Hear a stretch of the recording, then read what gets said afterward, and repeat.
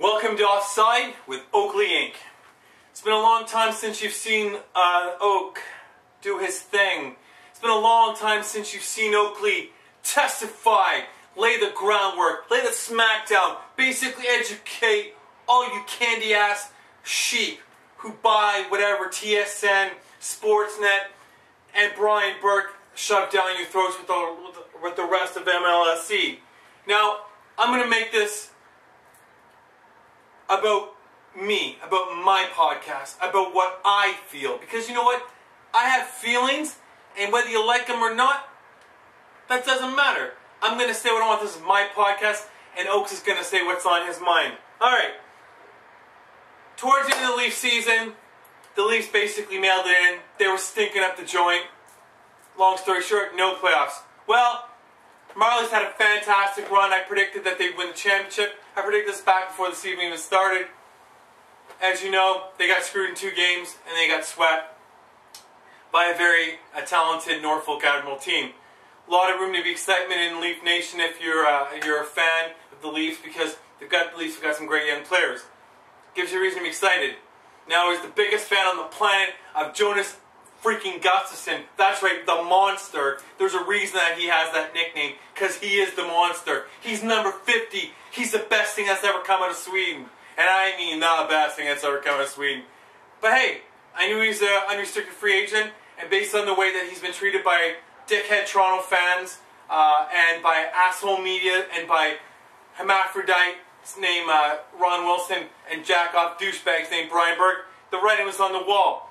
So, bye-bye Chris Mason in Winnipeg, because your ass is out here, because there's only one man who wears number 50. And guess what, Chris Mason? It ain't you. It's Jonas, the freaking Monster Gustavsson. Now, I'll always be a Leaf fan. I bleed blue and white.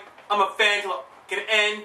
But hey, this is my boy, and I'm going to support him. So, Jonas, I hope you get a deal done in Winnipeg, and I hope the Winnipeg fans show you a hell of a lot more class than what the people in Toronto showed you. But that won't be hard. I lived in Winnipeg for 12 years. Everybody with a brain cell knows that the majority of Winnipeggers have more class than most of the people in Toronto. It's not a knock against Toronto people. I love a lot of Toronto people. But there are a certain vocal percentage of you who are real douchebags, and you need to shut the hell up. Jonas the Monster Gustavsson, I hope you get a chance to Winnipeg. You with Pavlik could be a real exciting young thing.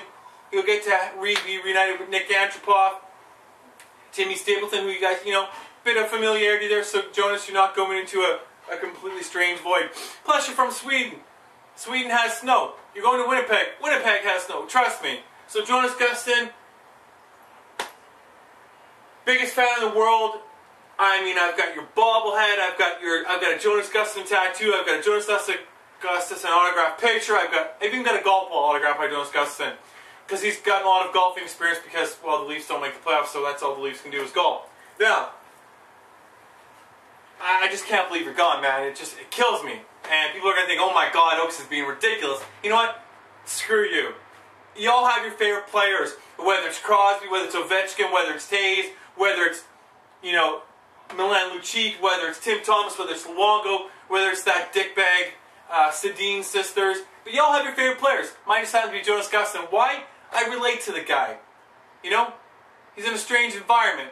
Coming over from Sweden. Well, I'm from the Maritimes. Coming to Toronto. Believe me, Toronto's a strange environment compared to the Maritimes. He's had multiple heart surgeries.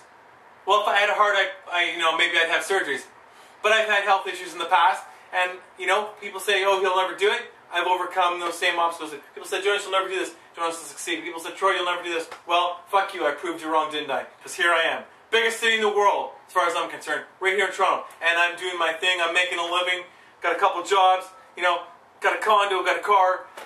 Only I'm missing is a little Mrs. Maple Leaf. Oh, that's another story for another day. Girls, hey, Oaks is available. What can I say? Can you handle the insanity? Probably not. Anyway, so Jonas Gustavsson, honest to God, man, I love you to pieces. I can't wait for you to do your thing. Toronto, you're going to regret this.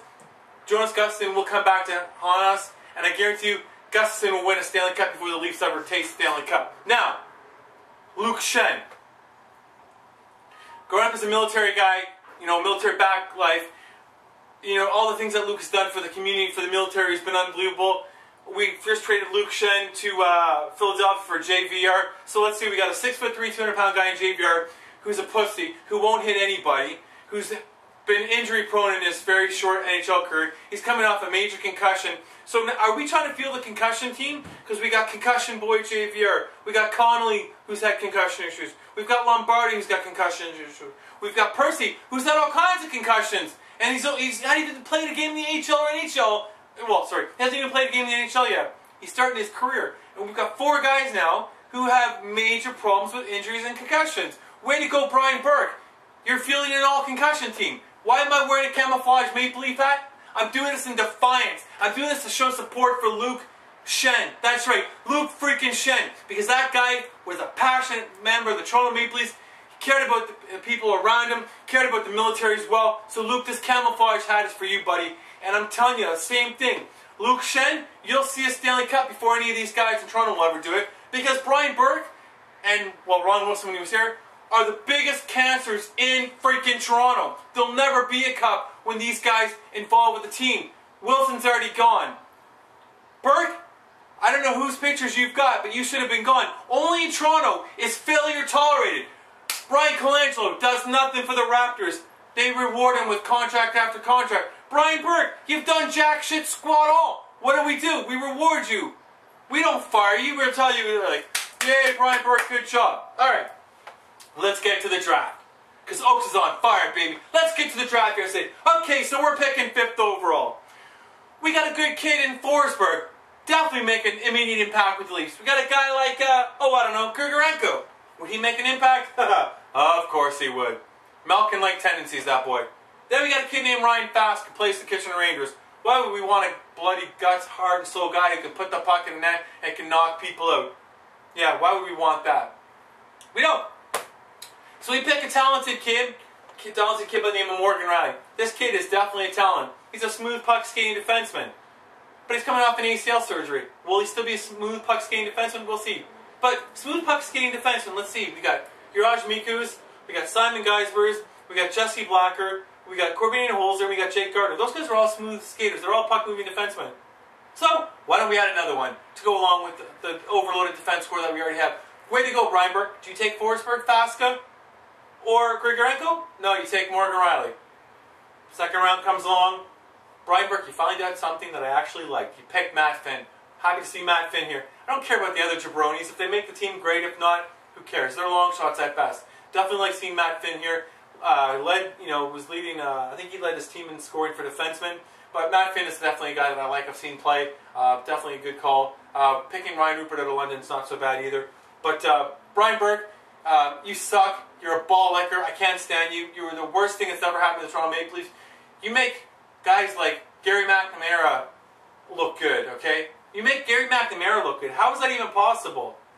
I mean, you make all the horrible managers of the Leafs here seem like godsends. Brian Burke, I don't care about all the prospects that you've stocked in the shelf. The fact of the matter is, none of these guys have proven anything. We're still missing the playoffs. And you get rid of Gustin, who actually was the best goalie we had all last year. You trade Luke Schenn, who all he did was block shots and hit, and did everything right, and we still got unfairly criticized. And you trade him for a guy who's got a concussion issue. Way to go. You draft a guy who's coming off a torn ACL. Brian Burke, you're a douchebag. I can't wait till the day you're fired. It's tough being a Maple Leaf fan, but I'll always be a Maple Leaf fan. I may not agree with management, I may not agree with drafting, but I'll always be a Maple Leaf fan. And you know what, Jonas Gustavsson? I'll always be a Jonas Gustavsson fan. And that's just the way it is. I'll see you in early October, because NHL season will be starting in October. You might even see another offside with Oakley Inc.